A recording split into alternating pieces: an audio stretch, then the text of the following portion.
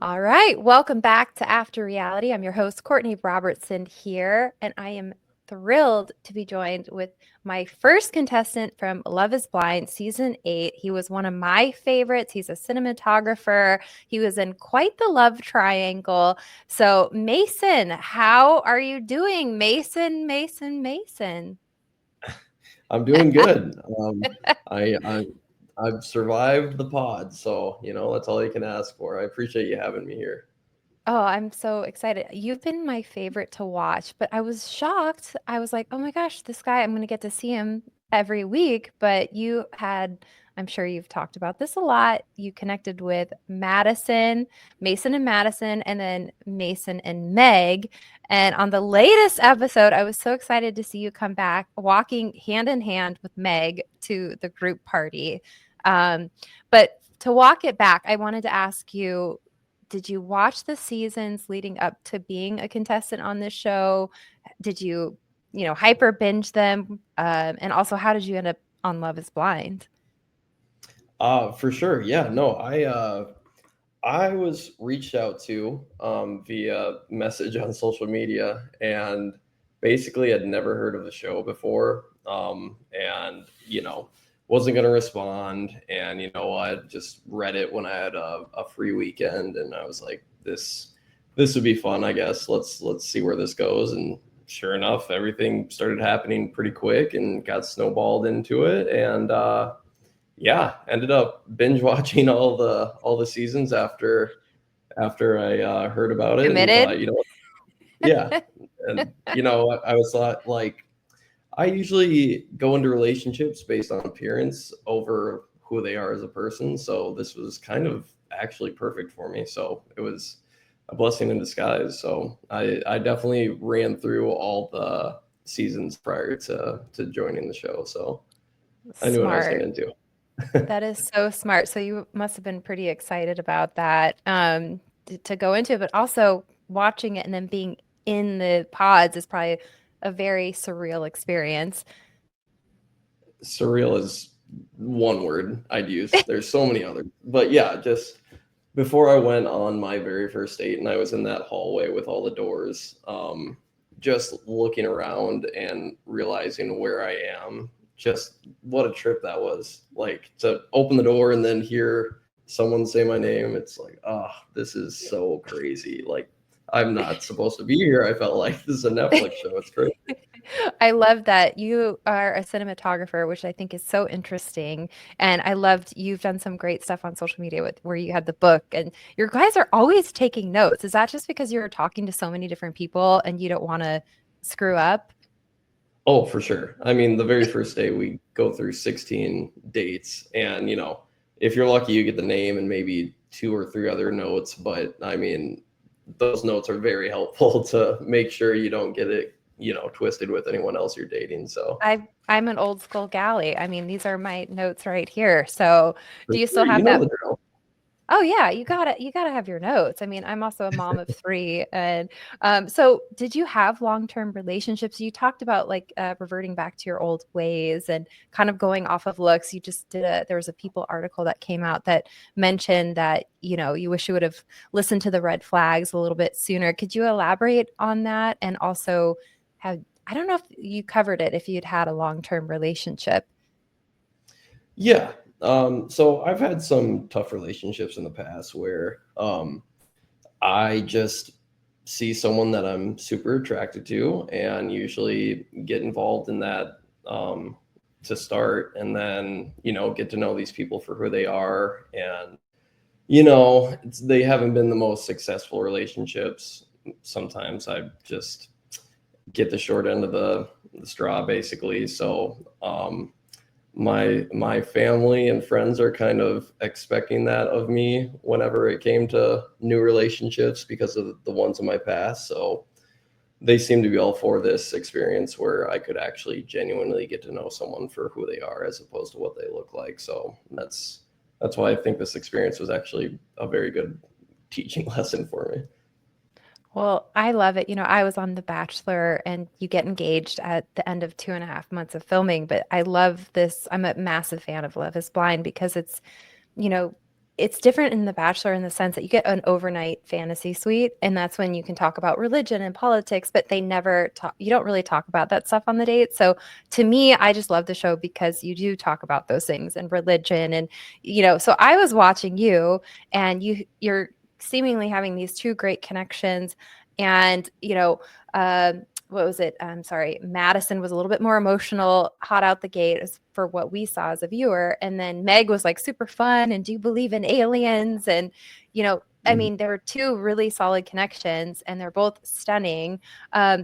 Just curious if you asked at all, like, do you have blonde hair? Was there anything that we didn't see? Were you curious to know like any physical attributes? I mean, obviously, I was curious. I mean, I'm falling for these girls who I have no idea what they look like, so my curiosity was going crazy. But as opposed to like, you know, trying to get hints or anything like that, that was never on my mind and never crossed anything. Well, I we saw think, how that went last season when it was like, did you get a kick out of that when she was like, I've been told I look like Megan Fox.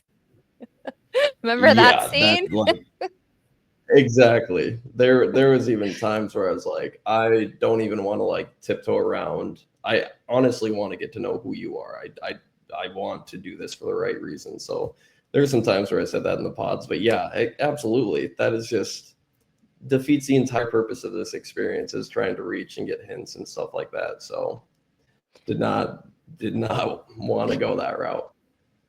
Well, were you surprised, that you were, like, such a huge part of the storyline, but yet you didn't get engaged? Were you surprised by that, that you became such a huge part of the storyline and you didn't get engaged? I mean, I was kind of surprised too. I'm like, "Wait, I think a lot of fans felt a little ripped off," and I shouldn't say ripped off, but just we really were in it with you thinking like, "Oh, we're gonna get to see this play out," and then it was just like, "Poof, you're gone until we see you come back." Yeah, no, I was super surprised. I mean, I went into that experience and came out thinking, man, I obviously did not stick a landing at all. I struggled in there and just, I mean, I learned a lot and I grew a lot as a person. And I thought that's the only thing that was going to come out of this. And then to watch it back and, I'm getting hit up by production saying, there might be a little more, you should watch it. And it's like, okay, yeah, I did not expect that much airtime. And, you know, it was crazy to actually be able to watch it back and see myself fall for these two connections. And it was a trip. I felt bad. I saw some people on the internet were like, man, we are so pissed that these unique people are not going to be around during the rest of the season. But, I'm definitely happy that I have those memories that I can cherish and look back on. So Yeah, you were a massive, fan favorite, and because you have I mean, there's a lot of and you deal with that with any reality TV show, a lot of big opinions online, and, um, do you feel like some people are saying it was the worst season? I personally think it's one of the best, but having watched them all, do you agree? Are you like, "This is the best because I was on it," or can you see that maybe this could be one of the lower, worst seasons?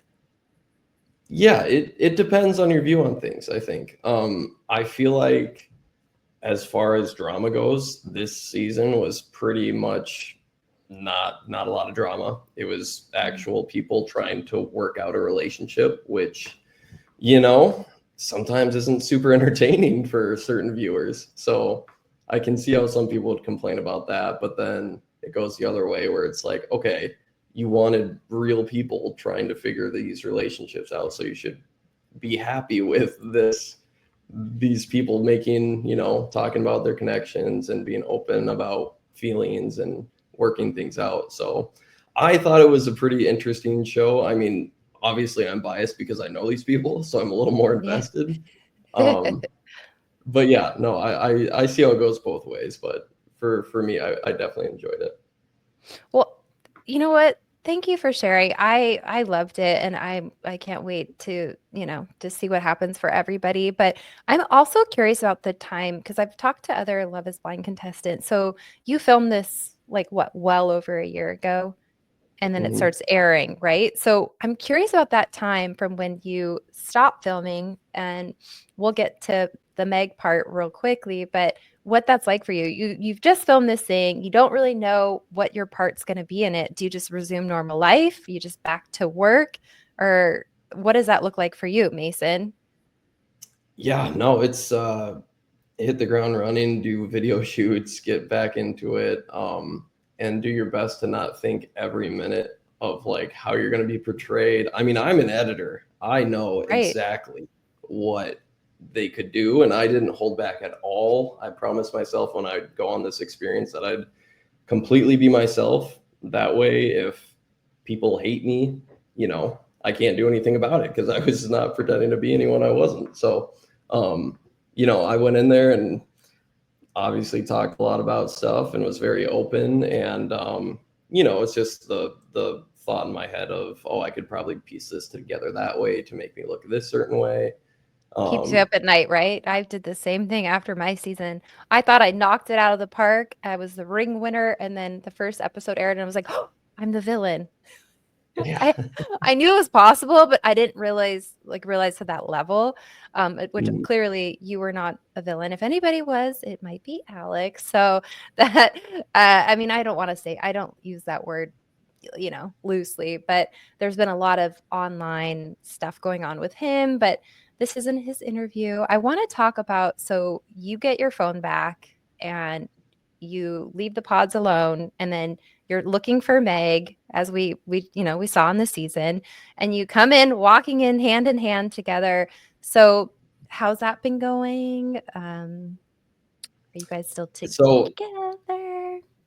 so this last year, I mean, right after the show, we have been best friends for the entire time we got out. And I mean, right when we got out, we met up, kind of talked through some stuff about what happened so she could kind of see where my head was at and kind of what I was going through. And had a lot of hard conversations because, I don't expect her to really understand what I was going through, except, I barely understood what I was going through. I was just following my heart and feelings. But we definitely tried dating after that, and ended up breaking it off a little bit after Buck Hill episode, which you guys saw. Mm, And then after that, we kind of paused for a month, but we were still in touch, but not a lot, and um, decided to give it a go after some of the dust settled from the show, and we kind of just ended up in the same spot we were at the first time. We kind of ended up at a feeling where something kind of felt off, and I think kind of, looking was it mutually, like kind of a mutual? absolutely, which was refreshing Mm. having someone who is very open and communicates their feelings, and we both agreed that there was something a little off, and I think a lot of that was I am such a people pleaser when it comes to someone I'm in a relationship with. It's kind of to a detriment where like I will Mm. do anything they say.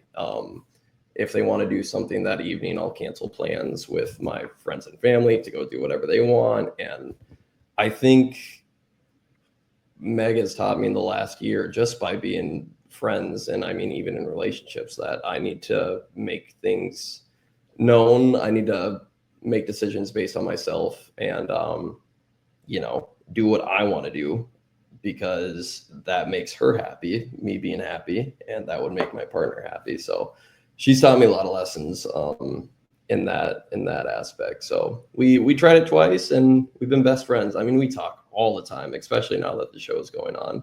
So Was there it's kind of anything that aired that threw a monkey wrench in the relationship? I know Alex, like, or, Meg, no, sorry, Madison came in and said, like, Alex was said that she was contacting him. Was there anything that was shown in the edit that kind of affected the relationship, or was it just not connecting? yeah. There was. As opposed to when you saw that episode or when it just Yeah. came out? Yeah, when it Okay. just came out, or what you did that situation at all impact your guys' relationship?